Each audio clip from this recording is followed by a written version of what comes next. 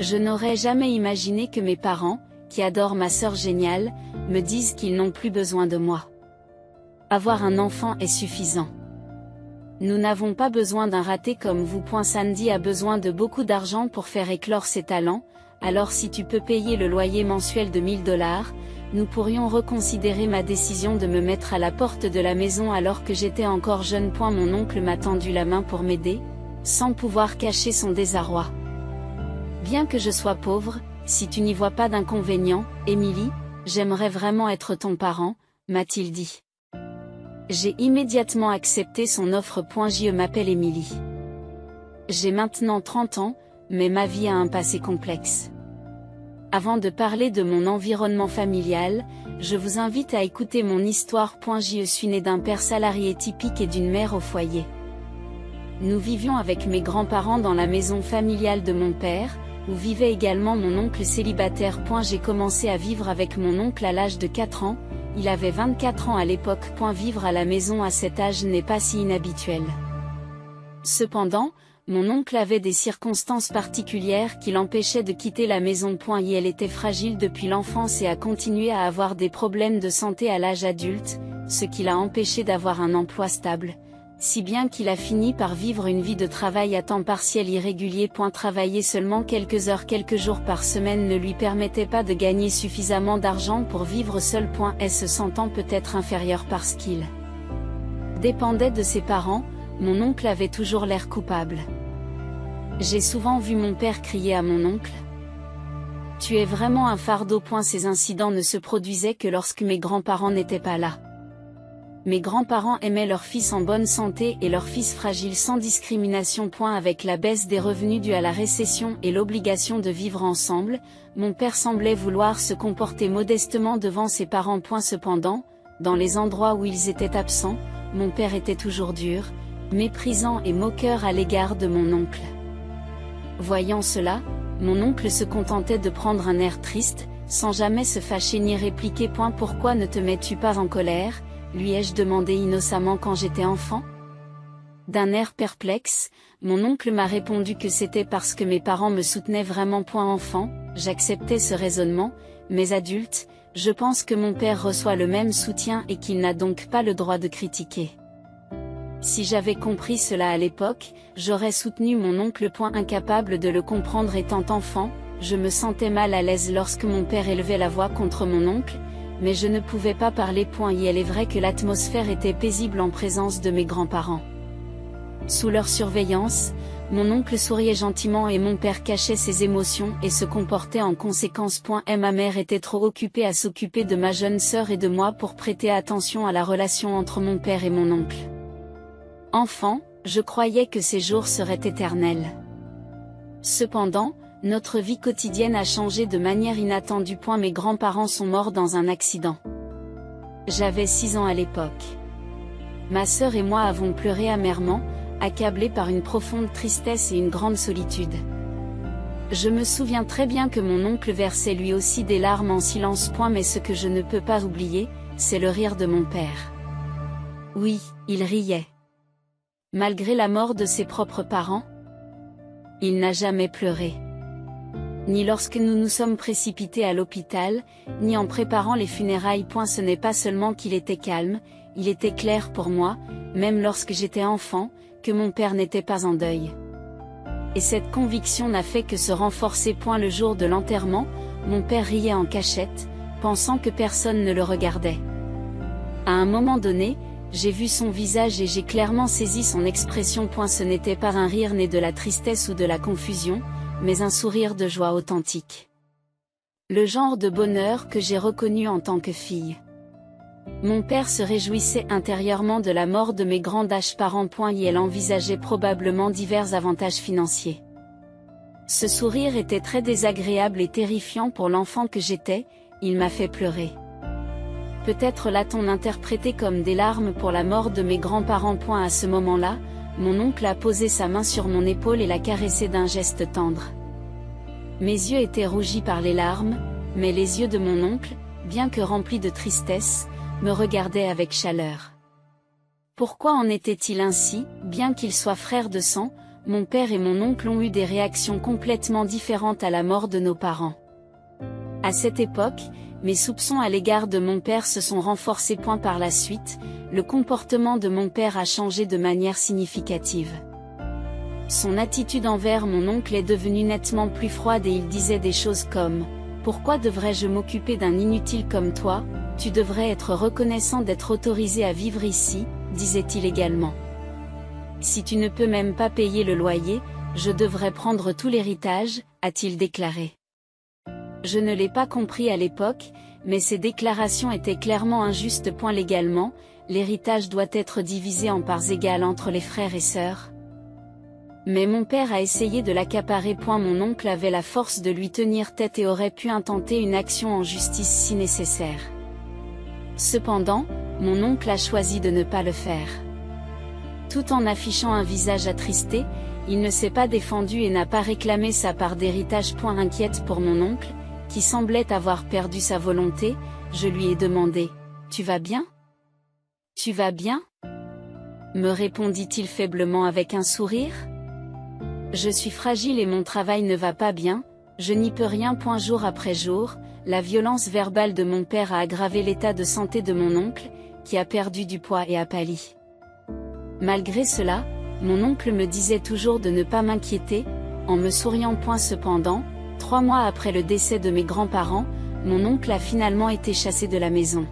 « Tu ne sers à rien, sors », m'a dit mon père, et sans rien dire ni faire, mon oncle est parti. Mon oncle, ne pars pas, ai-je supplié, désespéré, en tirant sur son bras, mais il a doucement retiré sa main de la mienne, l'a posée sur mon épaule et m'a dit « Ne t'inquiète pas Émilie, tu es forte, tu t'en sortiras même sans moi. » « Mais je m'inquiète pour toi, » ai-je répondu. Je m'inquiétais pour mon oncle, qui n'était pas en bonne santé et ne pouvait pas occuper un emploi régulier, et qui devait vivre seul. Alors que je le regardais, les larmes aux yeux, il m'a dit que c'était bon et il est parti. Les adieux de mon oncle m'ont profondément attristé, mais un jeune enfant comme moi ne pouvait rien faire. De plus, je me suis rapidement retrouvée dans une situation où je ne pouvais pas me permettre de m'inquiéter pour les autres. 2 ans après la mort de mes grands-parents, j'avais 8 ans et j'allais régulièrement à l'école primaire, et ma sœur Sandy, âgée de 6 ans, était sur le point d'entrer à l'école primaire elle aussi. Tout a commencé lorsque ma mère a mentionné que Sandy avait été félicitée pour son intelligence à l'école maternelle. Cette intelligence doit certainement être héritée de moi, s'exclama mon père avec enthousiasme, et il décida impulsivement de lui faire passer un test de QI. Nous avons tous été stupéfaits par les résultats. Un QI de 150. C'est mon ADN. Le chiffre impressionnant de 150 s'affichait. Même si je n'arrivais pas à comprendre ce qui rendait ce résultat si incroyable, j'ai compris que ma sœur était exceptionnellement douée. C'est incroyable, Sandy. Merci, grande sœur. Lorsque je l'ai félicitée, elle a souri joyeusement. C'était vraiment un moment de bonheur. Mais il n'y a pas eu plus de bonheur. Les événements qui ont suivi ont été les pires. D'accord, mon père a décidé de lui faire passer les examens d'entrée. C'est pour bientôt. Et ma mère a été surprise, mais elle a été poussée par la confiance infondée de mon père, qui pensait que si elle était douée, tout irait bien, et elle s'est enthousiasmée à son tour. À partir de ce moment-là, ma sœur a commencé à suivre des cours de soutien scolaire tous les jours. Comme ma mère l'accompagnait, les tâches ménagères étaient souvent négligées. Par conséquent, la responsabilité m'a été transférée. Puisque ta mère et Sandy sont occupées, tu t'occuperas de la maison, m'a-t-on ordonné. C'est ainsi que la lessive et le nettoyage ont fait partie de ma routine quotidienne. Après l'école, je n'avais pas le temps de jouer. Je devais rentrer directement à la maison et terminer les tâches ménagères sous peine de me faire gronder par mes parents. Certains jours, je sautais des repas parce que je n'avais pas fait les tâches ménagères. Tu es un raté. Nous n'avons pas de temps à te consacrer, me grondait-on. Pourquoi n'obtiens-tu pas des notes parfaites ? Était une réprimande habituelle de mon père pour mes notes dans les années 90. Ma mère me disait, vraiment ? Ne peux-tu pas ressembler un peu plus à ta sœur, Même si j'obtenais de bons résultats aux examens ou si j'étais la meilleure lors de la journée sportive, mes parents ne me félicitaient pas et ne faisaient pas attention à moi. On m'ignorait continuellement. Soit comme ta sœur Sandy était comme une répétition mécanique. De plus, il ajoutait des mots condescendants tels que c'est impossible pour toi, mais Sandy est un génie. Tu n'es qu'un incompétent. Sandy avait en effet du talent et elle a fait des progrès remarquables en peu de temps au tutorat, réussissant rapidement les examens d'entrée. En conséquence, mes parents sont devenus encore plus froids à mon égard. Ils n'ont pas lésiné sur les moyens pour Sandy. Je n'ai pas pu obtenir de nouveaux vêtements et j'ai dû me contenter de ceux qui étaient devenus trop petits. Sandy a pu profiter de repas délicieux. J'avais les restes. Sandy était emmenée en voyage. Je devais rester à la maison et surveiller la maison. Mes parents privilégiaient clairement Sandy. Cet enfant a un avenir prometteur, elle assurera nos vieux jours, se vantait mon père. Nous devrions faire d'elle un médecin ou peut-être un avocat, devenir un politicien ne serait pas mal non plus, se demandait ma mère. Nous avons vraiment de la chance d'avoir une fille aussi talentueuse, a déclaré mon père avec fierté. Mon existence est passée inaperçue aux yeux de mes parents et moi qui pleurais derrière Sandy, j'ai continué à être ignorée. Puis, lorsque j'ai eu 10 ans, mes parents ont fait une déclaration froide. Un seul enfant suffit. Nous n'avons pas besoin d'un raté comme toi. Sandy a besoin de beaucoup d'argent pour faire éclore ses talents. Et si tu peux payer le loyer mensuel de $1000, nous pourrions reconsidérer la question, m'ont-ils dit. J'étais déconcertée. Nous disons qu'un seul enfant Sandy suffit, poursuit mon père. C'est impossible. Qu'est-ce que je suis censée faire toute seule? J'ai répondu. Pourquoi ne pas essayer de contacter ton oncle pour l'instant? Nous te donnerons un peu d'argent de poche. Débrouille-toi tout seul, m'ont-ils dit en me donnant un peu d'argent, puis on m'a fait sortir de la maison. J'ai pleuré et j'ai frappé à la porte d'entrée pour qu'on me laisse rentrer, mais il n'y a pas eu de réponse. La porte est restée fermée. Désespérée, je me suis rendue à la gare. Même à l'âge de 10 ans, j'avais les connaissances nécessaires et je pouvais prendre le train. J'ai demandé mon chemin à des gens et je suis finalement arrivée à l'appartement où vivait mon oncle. Lorsque la sonnette a retenti, mon oncle est sorti en montrant le même visage aimable qu'à l'accoutumée. Il a eu l'air surpris mais m'a invité à entrer et lorsque j'ai expliqué la situation, mon oncle s'est mis en colère. Qu'est-ce qu'ils font? S'est exclamé mon oncle. J'y n'étais pas grondé moi-même, mais j'étais tourmentée par la culpabilité d'avoir été expulsée. Ne sachant pas quoi faire, j'ai eu les larmes aux yeux.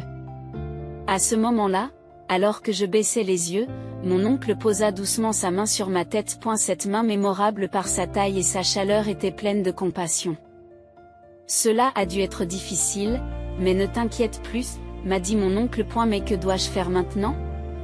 Comme tu le vois, je suis sujet aux maladies et j'ai peu de revenus, donc je suis pauvre, a dit mon oncle avec un sourire ironique en me regardant. Bien que nous ayons vécu séparément pendant un certain temps, l'expression de mon oncle était devenue beaucoup plus forte qu'auparavant. Peut-être que la distance qui le séparait de mon père avait modifié ses sentiments. En me regardant droit dans les yeux, mon oncle me dit avec un sourire: je suis pauvre, mais si tu n'y vois pas d'inconvénient, j'aimerais vraiment devenir ton père ou ta mère. Ah, j'aimerais devenir ton père adoptif. Avant qu'il ne finisse de parler, j'avais déjà sauté dans la large poitrine de mon oncle. Il était semblable à celui de mon père et pourtant totalement différent, et les échecs me donnaient un grand sentiment de sécurité. Tu n'as plus à t'inquiéter de rien. En entendant cela, j'ai pleuré de soulagement et mon oncle m'a doucement caressé le dos pour me réconforter.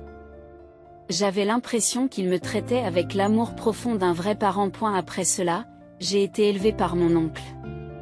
Comme mon oncle était pauvre et souvent malade, la vie avec lui n'était pas simple. Cependant, il y avait toujours des sourires dans notre maison et les rires que j'avais oubliés lorsque je vivais avec mes parents revenaient en abondance avec mon oncle. C'était un foyer pauvre mais chaleureux. Mon oncle a continué à me donner un amour sans limite. Avec une profonde gratitude dans mon cœur, je vivais chaque jour pleinement. Chaque fois que je faisais un effort, mon oncle me félicitait. Même si les résultats n'étaient pas excellents, il appréciait l'effort lui-même. Encouragé par cela, je travaillais encore plus dur. Peu à peu, j'ai commencé à oublier mes parents qui ne m'avaient jamais félicité. J'ai grandi en bonne santé sous la tutelle de mon oncle et, avant même de m'en rendre compte, 20 ans se sont écoulés. Aujourd'hui, j'ai déjà 30 ans. Maintenant, j'ai devant moi un visage familier. Papa, maman. Cela fait un moment qu'Émilie va bien, me dit mon père avec un sourire qui efface mes lointains souvenirs. Mes yeux dirigés vers mon père, qui a beaucoup vieilli et dont les cheveux se sont clairsemés, montrent une froideur non dissimulée. Et pour cause, c'est le genre de situation où l'on se demande ce que l'on veut maintenant. Perturbé par mon regard glacial, mon père suggère. Eh bien, laissons le passé au passé et entendons-nous en famille à partir de maintenant. Ma réaction est prévisible. Quoi? Qu'est-ce que tu racontes? S'entendre en famille? C'est une plaisanterie. Les chiffres. Un raté a toujours une mauvaise attitude. Il n'y a rien à faire. Il est peut-être temps de vous rééduquer. Ça suffit. Rentrez chez vous, s'il vous plaît. J'ai fermement arrêté mon père alors qu'il tentait d'entrer dans l'appartement. C'est à ce moment-là que ma mère s'est mise à alimenter le conflit. Émilie, ne t'obstine pas et accepte notre aide. Tu ne peux certainement pas être heureuse de vivre dans un appartement aussi délabré, s'est exclamée ma mère. Tu n'as rien à voir avec ça. Partez, s'il vous plaît. Inutile d'être si hautaine. Allez, laissez-nous entrer. Non, rentrez chez vous. Laissez-nous entrer. Rentrez chez vous. Même s'ils ont vieilli, ils ont poussé avec plus de force que je ne l'aurais cru. C'est peut-être parce qu'ils étaient deux, ce qui m'a empêché de les repousser. Nous n'arrêtions pas de nous bousculer comme des enfants qui jouent à pousser et à bousculer. Mais j'ai réussi à rester calme jusqu'au moment où mon père a essayé de franchir le seuil. C'est à ce moment-là que je les ai repoussés avec force. Qui? Les 4 ont fait tomber mes 2 parents sur le sol, atterrissant sur le dos. J'ai fini par me tenir au-dessus d'eux, en les regardant de haut. Hug, tu es vraiment ennuyeux. Qu'est-ce que tu viens de dire? Je suis occupée, alors tu peux partir? C'est quoi cette façon de parler? Comment peux-tu nous considérer comme tes parents? Je ne vous considère plus comme mes parents depuis le moment où vous m'avez jeté. Mais nous avons pris soin de toi jusqu'à tes 10 ans. Jusqu'à 10 ans, hein? Si je peux dire qu'on s'est occupé de moi, c'est seulement quand mes grands-parents étaient là. Pourtant, tu as survécu, n'est-ce pas? Ça ne te donne pas le droit de te la jouer hautain et puissant. Alors qu'ils luttaient pour se lever en se tenant le dos, mes parents paraissaient beaucoup plus petits. Même s'ils ont la cinquantaine. Ils ont déjà l'air d'avoir 60 ou 70 ans. C'est vous qui l'avez dit vous-même, n'est-ce pas? Cette Sandy, c'était assez. Avec votre fille géniale, vous n'avez aucune raison de venir me voir maintenant. Eh bien, ce n'est plus si simple. À mes mots, mon père grimace et répond d'un ton irrité. Il est arrivé quelque chose à Sandy? Quoi? Elle s'est retrouvée dans le besoin ou quelque chose comme ça? Elle est devenue avocate. Alors, il n'y a pas de problème, n'est-ce pas? C'est incroyable, c'est exactement ce qu'on attend de quelqu'un qui a un QI de 150. C'est du moins ce que nous pensions, jusqu'à ce qu'elle disparaisse soudainement. C'est assez surprenant. En écoutant plus attentivement, il s'est avéré que Sandy avait été diplômée de la faculté de droit, avait suivi des études supérieures, avait passé l'examen du barreau, bien qu'elle ne l'ait pas réussi du premier coup, elle avait fini par l'obtenir et était devenue une avocate à part entière après sa formation. Alors pourquoi aurait-elle disparu après tout cela? Elle a laissé un mot disant « Je ne m'occuperai pas de toi non plus », puis elle s'est volatilisée. C'est une situation difficile. En bref, elle vous a abandonné. Félicitations. Il n'y a rien à célébrer. Cette enfant ingrate, après tout ce qu'on a fait pour l'élever, c'est comme ça qu'elle nous remercie. Eh bien, Je suppose que c'est ce qui arrive quand le véritable amour fait défaut. Et si mes parents ont comblé ma sœur d'attention excessive, ils n'ont sans doute rien ressenti d'autre qu'un contrôle étouffant pour elle. Des parents qui modifiaient leur comportement en fonction d'un score de QI. Des parents qui accablaient leurs enfants d'attentes irréalistes. Des parents qui déguisaient leurs désirs égoïstes en affection. Il n'est pas étonnant que ma sœur en ait eu assez de cet environnement. En fait, l'entreprise a fait faillite. Compte tenu de l'époque, ce n'est pas surprenant. Nous avons à peine reçu une indemnité de licenciement et les allocations de chômage sont sur le point de s'épuiser. C'est une bonne nouvelle. Ce n'est pas génial du tout. Et elle est déjà difficile de trouver un nouvel emploi à notre âge. Ça a l'air dur. Leur frustration évidente m'a fait sourire avec des intérêts. C'est pourquoi nous voulons que vous preniez soin de nous. Cette demande soudaine m'a fait perdre mon sourire. Non. Qu'est-ce que tu as dit? Comment peux-tu abandonner tes parents comme ça? Le seul vrai parent que j'ai, c'est mon oncle, qui s'occupe de moi depuis que j'ai 10 ans. Qu'est-ce que tu as dit? Ma réponse a laissé mon père sans voix. Tu savais que je vivais avec mon oncle quand tu es arrivé dans cet appartement, n'est-ce pas? Alors pourquoi es-tu surpris maintenant? Le considères-tu vraiment comme ton père? Mon oncle, qui m'a donné un amour sincère, est mon vrai père. Mes paroles, qui impliquaient que les parents qui ne montrent pas d'amour ne sont pas des parents, ont laissé mes parents avec des expressions stupéfaites. Même s'il était malade et faible, mon oncle travaillait dur pour me soutenir. Je voulais lui rendre l'appareil, alors j'ai travaillé dur moi aussi. Attends, ça veut dire que tu as un vrai travail? En quelque sorte. Alors que je haussais les épaules, mon père m'a soudain attrapé par l'épaule. Lâche-moi. Alors, tu es en colère et un peu gêné aussi, n'est-ce pas? Écoute ce que je te dis, s'il te plaît. Pas besoin d'écouter. Je comprends tout. Tu te sentais seul, n'est-ce pas? Tu boudes parce que seule ta sœur a eu toute l'attention, n'est-ce pas? Mais au fond, tu es content de voir tes parents, n'est-ce pas? Arrêtez de créer votre propre histoire. Et ne t'inquiète pas, à partir de maintenant, nous serons de vrais parents et nous resterons à tes côtés. Je n'avais aucune idée de ce dont il parlait. Se pourrait-il que mon père montre déjà des signes de démence, pendant un moment? J'ai regardé mes parents dans le vide, et leurs expressions ridicules m'ont fait éclater de rire. Pourquoi riez-vous? C'est parce que vous êtes heureux? Ah, pas du tout. Sachez qu'au cours des 10 dernières années, je n'ai jamais pensé à vous deux. Grâce à mon oncle, j'ai eu une vie épanouie.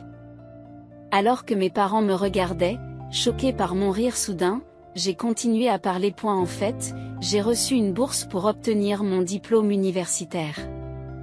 Ah bon? Alors tu as dû entrer dans une bonne entreprise. Oui, c'est vrai. J'ai trouvé un emploi dans une grande entreprise bien connue. C'est une bonne nouvelle. Et grâce à un lien inattendu, je me suis aussi mariée. Oh, eh bien, je dois rencontrer le marié et lui présenter mes salutations. Non, ce n'est pas nécessaire. Non, c'est tout à fait normal. C'est impossible. Il est actuellement à l'étranger. Oh, je vois. Attendez, quoi? Au fait, l'oncle est aussi à l'étranger. Quoi? Ton oncle aussi? Je croyais que vous viviez seul ici. Je pensais que ton oncle malade l'avait déjà fait. N'allez pas croire que mon oncle est mort. Il a obtenu un poste à l'étranger, et comme c'est dans un endroit où l'environnement est bon pour sa santé, il a accepté. Aujourd'hui, il est heureux de passer du temps à jouer avec mes enfants. Vous aussi, vous avez des enfants. Mes parents étaient presque trop stupéfaits pour assimiler toutes les surprises que je leur réservais. Devant leur perplexité, j'ai souri. À eu début, mon oncle n'était pas très enthousiaste à l'idée de vivre avec nous, mais il a fini par accepter. Aujourd'hui, nous vivons heureux en famille. Dans ce cas, nous pourrions aussi déménager à l'étranger. Bien sûr, allez-y. Mais nous ne vivrons pas ensemble et je ne m'occuperai pas de toi. Tu es libre de faire ce que tu veux avec ton propre argent. C'est impossible. Tu vas vraiment abandonner tes parents? C'est vous qui m'avez abandonné en premier. Mes patients ont fini par craquer face à leurs exigences égoïstes. Les visages de mes parents sont devenus pâles. Je n'ai aucune reconnaissance envers vous, mais je dois beaucoup à mon oncle. Désormais, j'ai l'intention de lui rendre l'appareil pour tout ce qu'il a fait pour moi. Peut-être, mais envoyez-nous au moins un peu d'argent. Je vous en prie. L'oncle n'a jamais touché à l'argent que je lui ai envoyé et a continué à vivre dans ce vieil appartement pendant tout ce temps. Mais maintenant, il a finalement accepté de partir d'ici et de vivre avec nous à l'étranger. Je suis juste là pour finaliser les papiers. Qu'est-ce qui s'est passé? Le dernier jour avant de quitter cet appartement miteux, le fait que vous vous pointiez tous les deux, quelle coïncidence. Quoi? Vous partez. Le processus est déjà fait. Je rends juste les clés et je retourne à notre maison à l'étranger. Et nous? Tu vas nous abandonner, ta mère et moi, demande mon père, choqué, et j'acquiesce clairement. Merci de m'avoir abandonné. J'ai dit cela avec un sourire, les laissant sans voix. Je vous remercie vraiment. Grâce à vous, je suis heureuse maintenant. Sur ces mots, je suis passée devant eux. Qu'est-ce que ça fait d'être abandonnée par la fille qu'on a jetée? J'ai demandé une dernière fois, mais il n'y a pas eu de réponse. Sans attendre de réponse, je suis partie. J'ai eu l'impression que c'était le dernier adieu à mes vrais parents. Après cela, je suis retournée dans mon pays d'origine à l'étranger. Tout au long de ma vie avec mon oncle, j'ai travaillé dur et j'ai persévéré. Ces efforts ont payé et j'ai obtenu un emploi dans une entreprise réputée. Plus tard, j'ai eu l'occasion de travailler à l'étranger et c'est là que j'ai rencontré l'homme que j'ai épousé.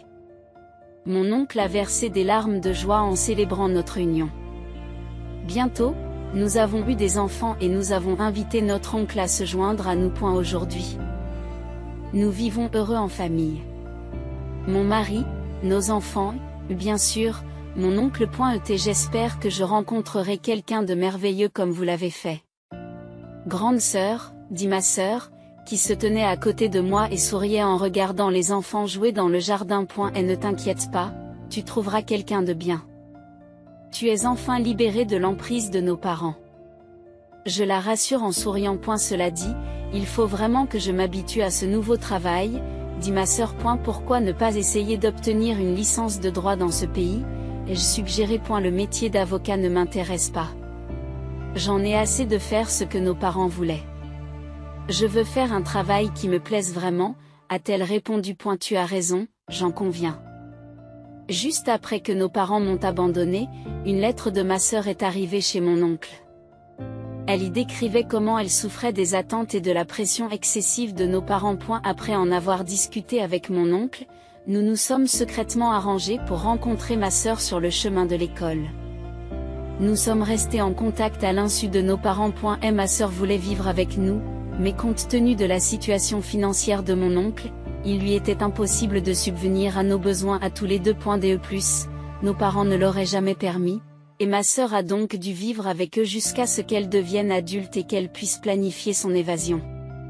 Ce fut une épreuve difficile, mais elle l'a surmontée et a finalement gagné sa liberté. Pendant que nos parents étaient distraits, célébrant son succès en tant qu'avocate, elle a déménagé et est devenue indépendante. Bien sûr, j'étais là pour l'aider. Bien qu'elle ait trouvé un emploi ici, elle a du mal à s'adapter à la nouvelle langue et au nouvel environnement, mais je suis sûre qu'elle s'en sortira. Et elle n'y a pas plus résiliente et travailleuse que ma sœur, qui a résisté à l'éducation stricte de nos parents. Et elle s'adaptera donc rapidement. D'un autre côté, je m'inquiétais pour mon oncle. Mon oncle m'a dit qu'il avait l'intention de s'inscrire dans une école de langue, lui ai-je dit, et elle a hoché la tête en souriant. C'est très bien. Il n'est jamais trop tard pour apprendre. Sa santé s'est beaucoup améliorée, alors nous devrions profiter davantage de la vie maintenant. Tu as tout à fait raison. Nos parents se sont rapidement retrouvés à court d'argent après avoir égoïstement dilapidé l'héritage. Même s'ils ont continué à investir dans ma sœur, ils ont fini par perdre leur emploi. Lorsqu'ils ont vendu la maison, ils se sont retrouvés avec très peu d'argent, car celui-ci était lié à des prêts pour l'amélioration de l'habitat. Ils ont demandé de l'aide financière à leurs proches, mais tout le monde leur a répondu froidement, les laissant vivre dans la pauvreté. Un parent m'a dit que les disputes entre eux étaient constantes. Je pense qu'il ne devrait jamais y avoir de favoritisme entre frères et sœurs ou de traitement injuste de ses enfants, ai-je dit en repensant au passé. Tu as tout à fait raison. Une fois de plus, ma sœur a acquiescé à mes paroles. Quoi qu'il arrive, je serai toujours là pour te soutenir, Sandy. Tu en as déjà fait plus qu'assez. Merci beaucoup, grande sœur. En voyant à quel point ma sœur avait grandi, j'ai eu les larmes aux yeux à ce moment-là. Que entendez-vous par soutien?